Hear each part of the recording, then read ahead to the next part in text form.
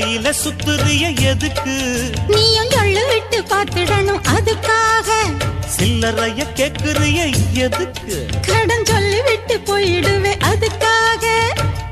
என் ஆட்டமா ஏழக்கெல்லாம் ரேட்டு ரொம்ப ஜாஸ்தி தான். எல்லாத்தையும் இங்கே விட்டா சோறு தண்ணி நாஸ்தி தான்.